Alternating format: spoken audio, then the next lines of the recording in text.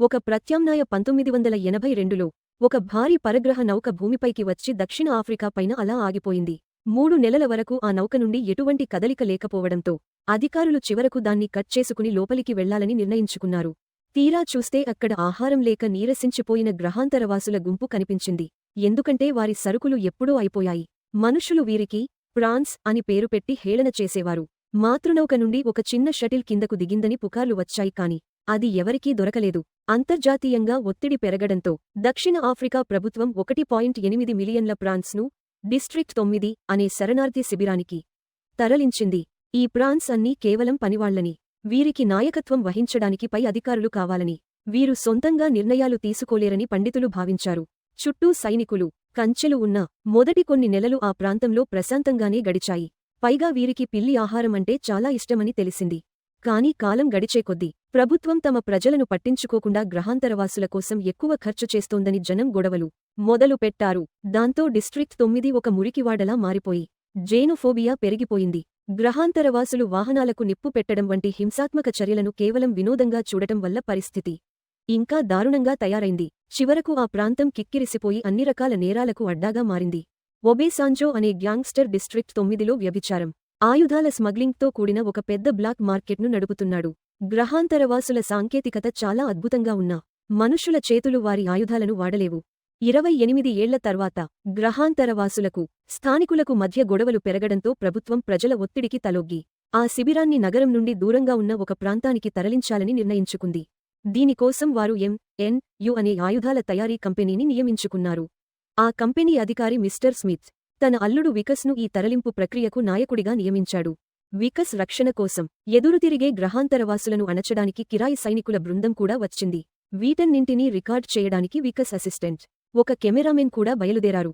వారు సిద్ధమవుతున్నప్పుడు సైనికులు తెచ్చిన ఆయుధాలను చూసి వికస్ అసంతృప్తి చెందాడు. కాని కల్నల్ వెంటర్ అతడిని అవమానించి ఆ పనిని కానిమ్మని చెప్పాడు.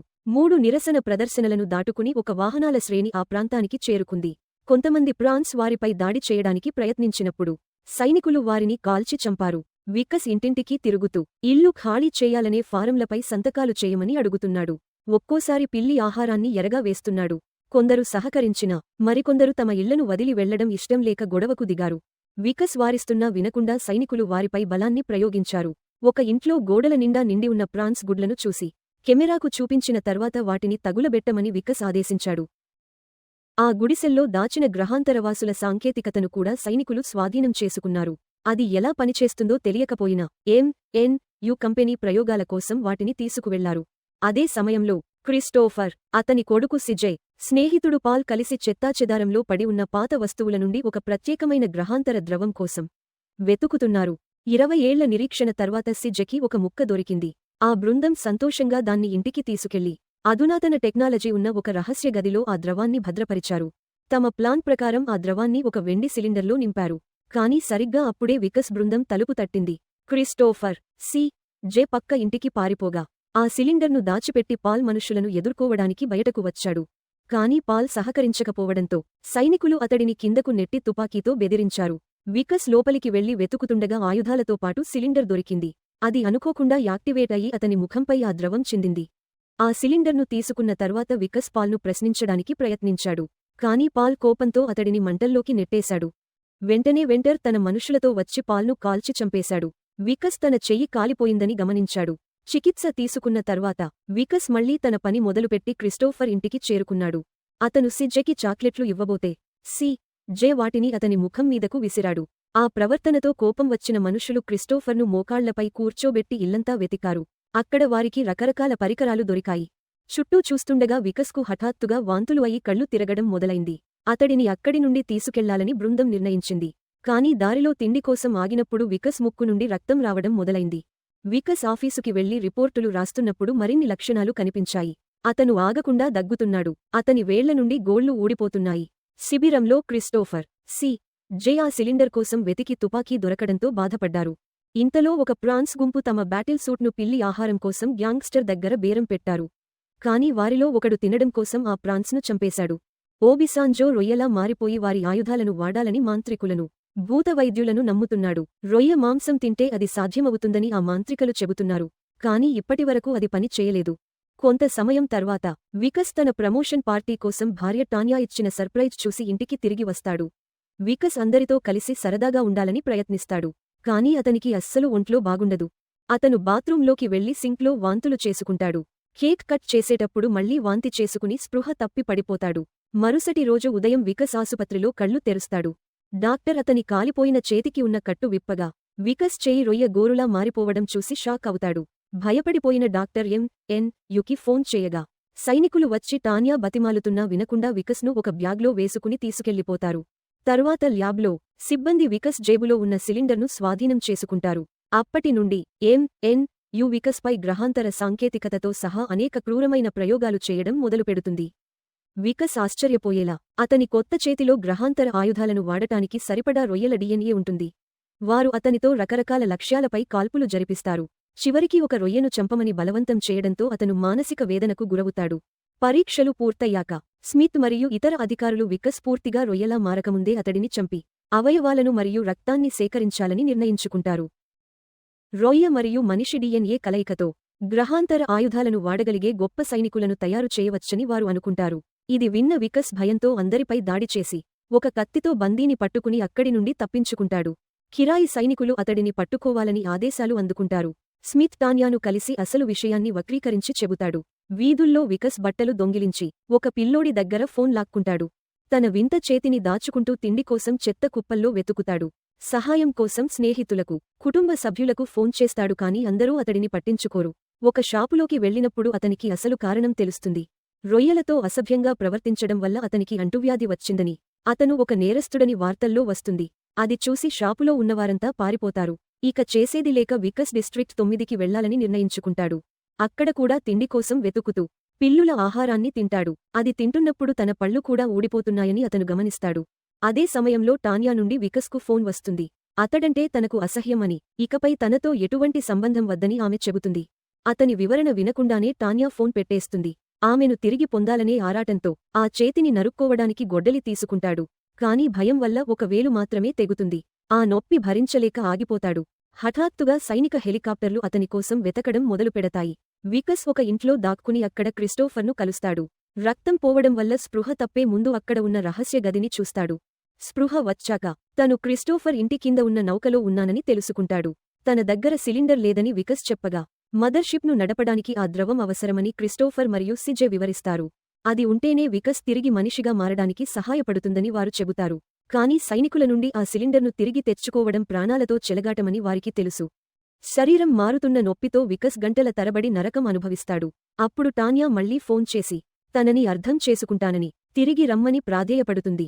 కాని ఇది యు వేసిన ప్లాన్. వికస్ ఎక్కడ ఉన్నాడో తెలుసుకోవడానికి టాన్యాతో అబద్ధం చెప్పిస్తారు. మరోవైపు సిజే తన గ్రహాన్ని గుర్తు చేసుకుని బాధపడుతుంటే ఆ ద్రవం లేకుండా ఎక్కడికి వెళ్లలేమని క్రిస్టోఫర్ చెబుతాడు.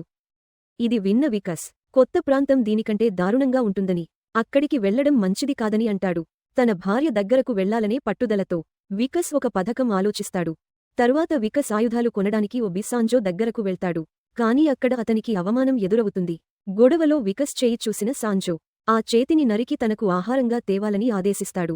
వికస్ వారితో పోరాడుతూ కిందపడి ఉన్న ఒక గ్రహాంతర ఆయుధాన్ని అందుకుని చుట్టూ కాల్పులు జరపడం మొదలుపెడతాడు. ఆ ఆయుధం ధాటికి అందరూ కుప్పకూలిపోగా వికస్ ఆయుధాల బ్యాగుతో అక్కడి నుండి వేగంగా తప్పించుకుని వెళ్లిపోతాడు. ఈలోగా మెర్సెనరీలు క్రిస్టోఫర్ గుడిసె దగ్గరికి చేరుకుంటారు. కానీ అది ఖాళీగా ఉంటుంది. క్రిస్టోఫర్ మరియు వికస్ ఎంట్రన్స్ను పేల్చివేసి యు బేస్లోకి దొంగతనంగా వెళ్తున్నారని తెలుస్తుంది. వారు ల్యాబ్కు చేరుకోగానే ఆ సిలిండర్ను కనుగొనే ముందు కొందరిని కాల్చి చంపేస్తారు. అయితే క్రిస్టోఫర్ ప్రయోగాల్లో చంపబడిన పాల్తో సహా అనేక ప్రాణులను కూడా చూస్తాడు. ఆ షాక్ నుండి అతను కదలలేకపోతాడు. దీనివల్ల మెర్సెనరీలకు అతన్ని పట్టుకుని కాల్పులు జరపడానికి సమయం దొరుకుతుంది. వికస్ ఎదురుదాడి చేసి చాలామంది మెర్సెనరీలను చంపుతాడు. అదే సమయంలో క్రిస్టోఫర్కు సిజే భవిష్యత్తు గురించి గుర్తుచేస్తాడు. ఇది అతను తేరుకోవడానికి సహాయపడుతుంది. తరువాత క్రిస్టోఫర్ ల్యాబ్ చుట్టూ ఉన్న చెత్తతో ఒక బాంబును తయారు చేస్తాడు. దానిని గోడకు రంధ్రం చేయడానికి ఉపయోగిస్తారు. వికస్ మరియు క్రిస్టోఫర్ బయటకు పరిగెత్తి ఒక యు కారును దొంగిలించి డిస్ట్రిక్ట్ 9కి తిరిగి వెళ్తారు. వెంటర్ మరియు అతని మనుషులు వారిని వెంబడిస్తారు. వారు ఇంటికి చేరుకున్నాక సిజే షటిల్లో ద్రవాన్ని నింపడం ప్రారంభిస్తాడు. ప్రస్తుత ద్రవం షటిల్ను మరియు హీలింగ్ మెషిన్ను రెండింటినీ నడపడానికి సరిపోదు కాబట్టి విక్కస్ను నయం చేయడానికి 3 సంవత్సరాలలో తిరిగి వస్తానని క్రిస్టోఫర్ ఆ సమయంలో ఒప్పుకుంటాడు. కోపంతో విక్కస్ క్రిస్టోఫర్ను కొట్టి కింద పడేసి షటిల్లోకి వెళ్తాడు. అక్కడ సిజే ద్రవాన్ని నింపి షటిల్ను మళ్లీ పనిచేసేలా చేస్తాడు. నిరాశలో ఉన్న విక్కస్ షటిల్ను నడపడానికి ప్రయత్నిస్తుండగా వెంటర్ వచ్చి క్రిస్టోఫర్ను చంపుతానని బెదిరిస్తాడు. అకస్మాత్తుగా భూమి కంపిస్తుంది మరియు షటిల్ సరిగ్గా కాకుండా పైకి లేవకముందే వెంటర్ మరియు క్రిస్టోఫర్ ఇంటి నుండి బయటకు పరిగెత్తుతారు. వెంటర్ తన మనుషులను కాల్పులు జరపమని ఆదేశిస్తాడు. ఒక క్షిపణి వెంటనే షటిల్ ఇంజన్లలో ఒకదానిని నాశనం చేస్తుంది. దాంతో క్రిస్టోఫర్ తన చివరి ఆశ నేలకూలడం చూడాల్సి వస్తుంది. ఆ తర్వాత వెంటర్ మనుషులు క్రిస్టోఫర్ మరియు విక్కస్ను పట్టుకుని వారి కారులో తీసుకెళ్తారు. అయితే ఆ వాహనంపై అకస్మాత్తుగా ఒబెసాంజో గ్యాంగ్ దాడి చేస్తుంది. దాంతో వారి కార్లు వెంటర్ కార్లను ఢీకొంటాయి. అప్పుడు ఆ గ్యాంగ్ మెర్సెనరీలపై తీవ్రంగా పోరాడి క్రిస్టోఫర్ను వదిలేసి విక్కస్ను తీసుకువెళతారు. ఈలోగా సిజే షటిల్ ప్యానెల్తో మదర్షిప్ను మళ్లీ యాక్టివేట్ చేస్తాడు. గ్యాంగ్ బేస్ వద్ద విక్కస్ గోరును ఉపయోగించి మంత్రగాళ్ల ద్వారా ఆచారాన్ని నిర్వహించడానికి అతన్ని తీసుకువెళతారు. అయితే సిజే మదర్షిప్ను యాక్టివేట్ చేసినప్పుడు ఇది గ్యాంగ్ బేస్లో దాగి ఉన్న బ్యాటిల్ సూట్తో సహా మిగిలిన అన్ని ఏలియన్ టెక్నాలజీని కూడా యాక్టివేట్ చేస్తుంది. ఆ సూట్ చుట్టుపక్కల ప్రాంతాన్ని స్కాన్ చేసి విక్కస్ను ప్రాన్ మిత్రుడిగా కానీ గ్యాంగ్ సభ్యులను శత్రువులుగా గుర్తిస్తుంది. అందుకే అది ఒబెసాంజోను మరియు అతని గ్యాంగ్ మొత్తాన్ని కాల్చి చంపేస్తుంది. మెర్సెనరీల విషయానికి వస్తే వారిలో కొందరు తిరిగి బతికిన మదర్షిప్ గురించి క్రిస్టోఫర్ను విచారిస్తారు. మిగిలినవారు విక్కస్ కోసం వెళతారు. తనను చుట్టుముట్టడం చూసి విక్కస్కు ఆ సూట్ వేసుకుని వారిని ఎదుర్కోవడం తప్ప వేరే మార్గం ఉండదు. మెర్సెనరీలు క్రిస్టోఫర్ను పట్టుకున్నారని గమనించినప్పుడు తన స్వేచ్ఛ కోసం ఏలియన్ను ఇచ్చేస్తానని అతను చెబుతాడు. అయితే క్రిస్టోఫర్ను చంపమని వెంటర్ తన మనుషులను ఆదేశించడం వినగానే అతను వెంటనే తన నిర్ణయాన్ని మార్చుకుంటాడు. కోపంతో విక్కస్ క్రిస్టోఫర్ను రక్షించడానికి మెర్సెనరీలను కనికరం లేకుండా చంపడం ప్రారంభిస్తాడు. తర్వాత వారు షటిల్ వైపు పరిగెత్తుతారు. కానీ ఎక్కువ మంది మెర్సెనరీలు వస్తుండటంతో క్రిస్టోఫర్కు సమయం ఇవ్వడానికి విక్కస్ వెనుక ఉండిపోతాడు.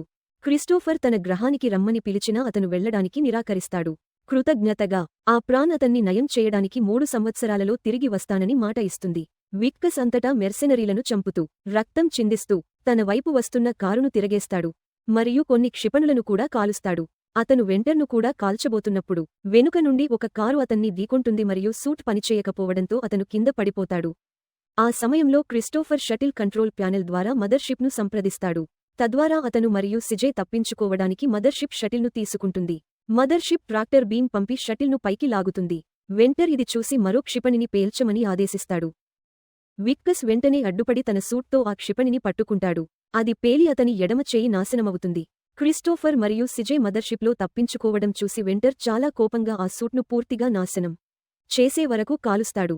విక్కస్ దాని నుండి బయటకు ప్రాకుతాడు. అతని ఎడమ కన్ను వాచిపోయి పసుపు రంగులోకి మారుతుంది. అంటే అతని రూపం పూర్తిగా మారిపోబోతోంది. వెంటర్ అతన్ని చంపడానికి గన్ గురిపెడతాడు. కానీ అకస్మాత్తుగా కొన్ని ప్రాన్లు వచ్చి విక్కస్ను రక్షించడానికి వెంటర్ను చంపేస్తాయి.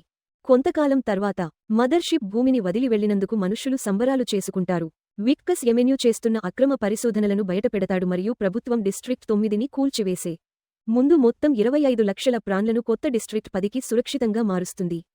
విక్కస్ కథ చాలా ఫేమస్ అవుతుంది. కానీ కొంతకాలం తర్వాత అతను చనిపోయాడని అనుకుని అందరూ అతని గురించి ఆలోచించడం మానేస్తారు. అయితే తాన్యాకు మాత్రం విక్కస్ క్షేమంగా ఉన్నాడని తెలుసు. ఎందుకంటే ఆమె గుమ్మం దగ్గర చేత్తో చేసిన లోహపు పువ్వు దొరుకుతుంది. తిరిగి ఆ చెత్త కుప్పలో చూస్తే విక్కస్ బతికే ఉన్నాడని, పూర్తిగా ఒక ప్రాంగా మారిపోయాడని అర్థమవుతుంది. అలా అతడు అక్కడ ఉన్న పాత ఇనుముతో మరిన్ని పువ్వులు తయారు చేస్తూ కాలం గడుపుతాడు. ఆ విధంగా ఈ కథ ముగుస్తుంది.